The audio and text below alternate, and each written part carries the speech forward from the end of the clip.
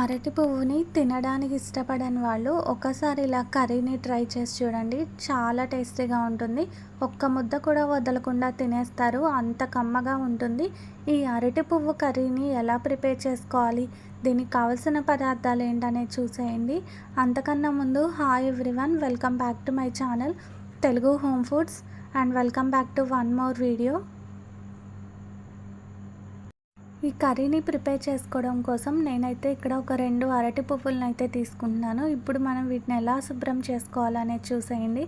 ఇలా తీసుకున్న ఈ అరటి పువ్వు పైన ఉన్న ఈ రేకులు మొత్తాన్ని తీసేస్తే మనకి లోపల ఈ పువ్వులనేవి ఉన్నాయి కదా, వీటితో మనం కర్రీని ప్రిపేర్ చేసుకోవాలి.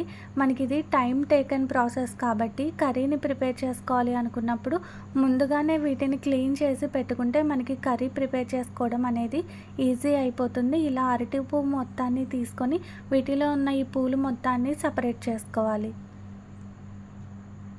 ఈ కర్రీని ఇంతవరకు ఎవరైనా ట్రై చేయని వాళ్ళు ఉంటే తప్పకుండా ఒకసారి ట్రై చేసి చూడండి. టేస్ట్ అనేది చాలా బాగుంటుంది. ఇలా ఈ అరటి పువ్వుల నుంచి వీటన్నిటిని సపరేట్ చేసుకున్న తర్వాత ఇక్కడ నేను వీడియోలో చూపిస్తున్నట్టు ఒక్కొక్క పువ్వుని తీసుకొని ఆ పువ్వులో ఉన్న కడ్డీని పుల్లలాగా ఉంటుంది కదా, దీన్ని తీసేయాలి. ఇలానే అన్ని పువ్వులని క్లీన్ చేసుకొని పక్కన పెట్టుకోవాలి.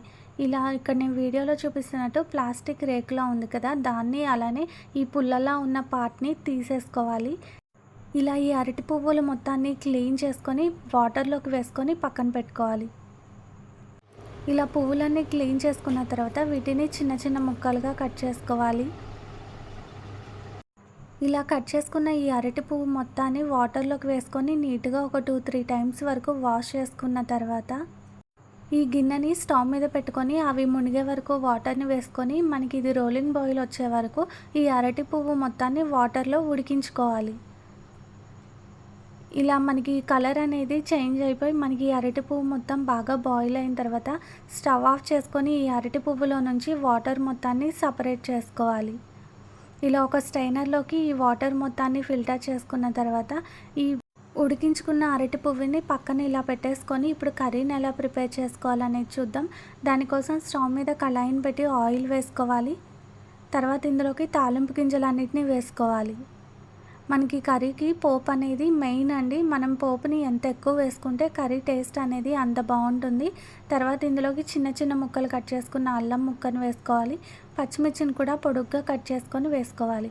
మనకి కర్రీలోకి పచ్చిమిర్చి అనేవి ఎక్కువే పడతాయి. ఈ కర్రీలోకి నేను కారం ఏమీ యాడ్ చేయట్లేదు, ఘాటుకు సరిపోను పచ్చిమిర్చినే యాడ్ చేస్తున్నాను. ఇందులోకి మనం పచ్చిమిర్చి వేసుకుంటేనే కర్రీ టేస్ట్ అనేది బాగుంటుంది. ఇప్పుడు ఇందులోకి ఒక మీడియం సైజ్ ఆనియన్ని కూడా ముక్కలు కట్ చేసుకొని వేసుకొని వీటిని గోల్డెన్ బ్రౌన్ కలర్ వచ్చే వరకు నిదానంగా వేయించుకోవాలి. ఇవి కొంచెం వేగిన తర్వాత ఇందులోకి ఒక 4 నుంచి 5 వరకు ఎండుమిరపకాయలను కూడా తుంపి వేసుకొని వీటిని కూడా వేగనివ్వాలి. ఇలా మనకి తాలింపు మొత్తం బాగా వేగిన తర్వాత ఇందులోకి మనం ఉడకబెట్టి పెట్టుకున్న అరటి పువ్వు మొత్తాన్ని వేసుకొని ఇప్పుడు ఇందులోకి పెసరపప్పుని వేసుకోవాలి. ఒక 2 స్పూన్స్ వరకు పెసరపప్పుని యాడ్ చేస్తున్నానండి. ఇది ఆప్షనల్. ఈ పెసరపప్పు ప్లేస్లో మీరు పల్లీలను వేసుకున్నా కూడా టేస్ట్ అనేది బాగుంటుంది. ఇప్పుడు మూతను పెట్టేసి దీన్ని పూర్తిగా మగ్గనివ్వాలి. ఇలా మధ్య మధ్యలో మూతను తీసి కలుపుకుంటూ ఇది పూర్తిగా మగ్గాలి. ఇప్పుడు ఈ అరటి పువ్వు కూరలోకి మనం కొబ్బరిని వేసుకోవాలి. ఇక్కడ నేను పచ్చి కొబ్బరిని ఒక చిప్పని తురిమి వేస్తున్నాను. ఈ కర్రీలోకి కొబ్బరి వేసుకోవడం వల్ల కర్రీ టేస్ట్ అనేది చాలా బాగుంటుంది. ఈ కొబ్బరి వేసుకున్న తర్వాత ఒక 1/2 టేబుల్ స్పూన్ వరకు పసుపు, టేస్ట్కి సరిపోను సాల్ట్ని కూడా యాడ్ చేసుకోవాలి. మనకి కర్రీలోకి సాల్ట్ అనేది ఎక్కువ పట్టదు కాబట్టి చూసి వేసుకోండి. ఇక్కడ నేనైతే ఒక 1 టేబుల్ స్పూన్ వరకు సాల్ట్ని వేస్తున్నాను. ఇప్పుడు ఇదంతా బాగా కలిసే వరకు కలుపుకొని మూతను పెట్టి దీన్ని ఇంకొంచెం సేపు మగ్గనివ్వాలి.